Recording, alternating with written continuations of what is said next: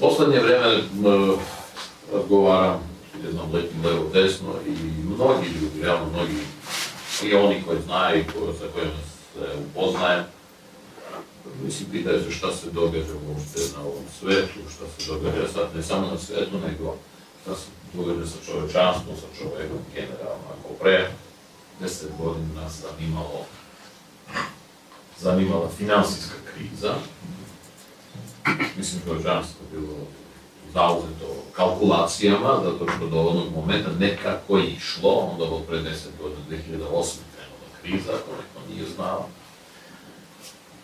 Šta će biti sa novcem? Danas pitanja se postavljaju ne šta će biti samo sa novcem, u smislu hoćemo li imati, nego šta se uopšte događa, kako se ovaj svet, da li se razvija, da li se raspada svet i šta se događa generalno za čoveka. Metafizika gena. Morate pažnje, ja koristim reč metafizika, a ne fizika. Sve više i više u svetu se pojavljuju pravci, raznorazni pravci, koji realno nemaju nikakve veze sa naukom ili sa osnovama nauka koji su razvijeni i koji su se razvijali stotinama godina. I fundament ovog čovečanstva ove planete bio baziran na osnovama te nauke. Danas svaki čovek, uključujući mene, može da bude naučnik.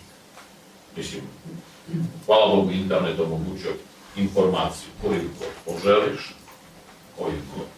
tako. Da li čovek postao kreativniji nego što je bio? Vrlo interesantno pitanje. Da li ova promjena što se događa sada se može smatrati za individualnu kreativnost čoveka? Ako da, onda ljudi bi trebali da bude krajnje interesantno. Pogledaš levo, što je interesantno? Pomeriš malo tu, još interesantnije. Okreneš se, njih šarolikih vrana, a ono nije tako. Možda ja gledam, možda neko vidi mnogo interesantnije. I realno, ili su zabrinuti, generalno ili su zabrinuti, ili su ubijeni u pojam, ili su samo ubijaju se u pojam, i tako dalje. Nešto ne vidiš genijalac u poslednje vreme. Ima nekih para genijalaca tu i tamo, koji stane ispred ogledala i vidi para genijalaca. Kreativnost kao takva, sa ovom digitalizacijom sveta postala, ne mogu ni da kažem da je ona postala digitalna. Ona je postala šašava nekako. Svaka infekcija koja se nalazi u glavi, a u glavi se kreću milijarde infekcije, svaka infekcija, ljudi je misao, posle ćemo pričati, svaku infekciju koja se događa u glavi, ljudi zovu misao. Mislići da količina idiotizma u glavi kaže o kvalitetu. Znači, misli se meru kilaža. Koliko misliš, mnogo je što si pametan. Daleko nije tako. Nego, glava u stanju da prouzrokuje da na današnji dan najgluplju moguću misao. Gde sam čovek apsolutno nema nikakve potrebe tu misao da ima. A misao postoji i ona tera čoveka da se bakće, da se zamajava sa tom mišlju. On se zamajava sa tom mišlju do sledećeg idiotizma danas. Sledeći idiotizam će se pojaviti otprilike za 15 minuta. Ne duže. Gde prvi idiotizam će se zaboraviti. Na koji način se pojavljuje za 15 minuta drugi idiotizam? Hvala Bogu, svi imaju kompjutere.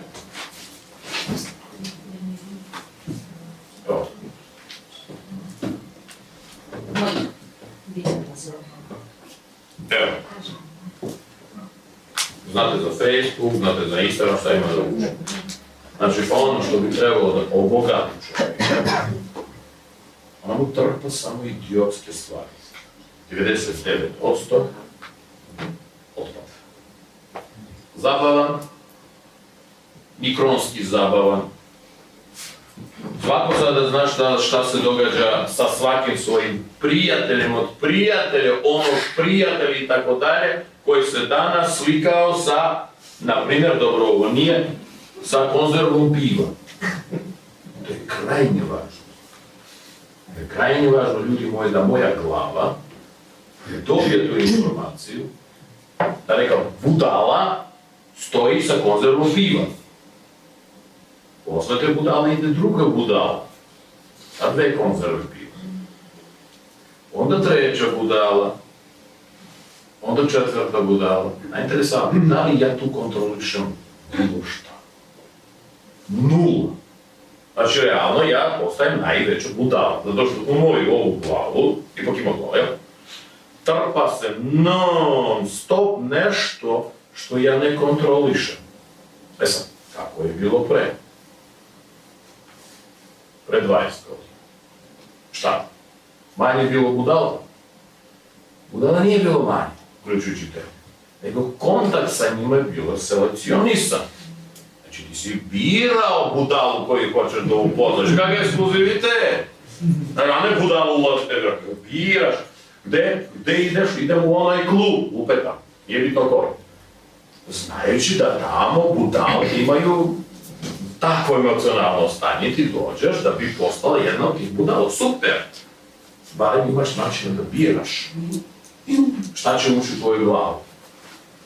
A današnji dan, realno, niko od nas nema načina ni da bira. Ako pre smo imali 5 kanala na televiziji, znaš, vrtiš, imaš opciju, možeš da budeš budala ovakva, onako, ti biraš. Sada, kad ti otvoriš, a mi svi otvaramo, provedemo satima kad ti pogledaš, gledajući koliko varijacije budale ima u svetu i sve to ulazi tu. Sve kompletno, svaki dan. Ne kažem 15 minuta, 3 sata, 4 sata. Opet ponavljam, gdje ti nemaš nikakve mogućnosti da praviš selekciju onoga što ti ulazi u glavu. Realno, svet tebe više ništa ne pita. Da li je to dobro, da li je to loše. Sve zavisi što ti tražiš od sveta. Danas. Kad ti gledaš ovo, ko je razlog, da vidim, ko je razlog da ja i vi ustajemo ujutro, uzmemo ovu glupost i bleju. Zašto bi to radili? Recite mi. Zato što je prosto. Zato što je toliko jednostavno. Ne moraš ti da misliš, ne moraš da ima mrdaš, znaš, ako treba, uskoro on će sam, ovako, ti samo stavi. Ne moraš ti da držiš. On će sam doći k tebi, sam će da lista, odande prst, ovako će uraditi pa će za tebe da lista. Realno, i sve šta treba nekome, nekima, ja ne znam kome, ulazi u vašu glavu. Da li to vama treba? Ko od vas se seća šta je vidio na ovde pre 3 dana? Uključujući mene. Ja sam sigurno proveo, generalno rečeno, minimum pola sata pre 3 dana, listajući ovu glupost. Pitaj mene, Rumene, se sećaš bilo šta od toga? A što si to radio, ako to tebi ne treba? Ja ću reći odmah, zašto sam budala? Pa ja i treba da budem najoptimalnije budala. Da li to znači da svet danas proizvodi budala? Da, drugari, svet danas proizvodi budale. Pod budala ne podrazumije ništa loše. To je način funkcionisanja. Budala nije glup.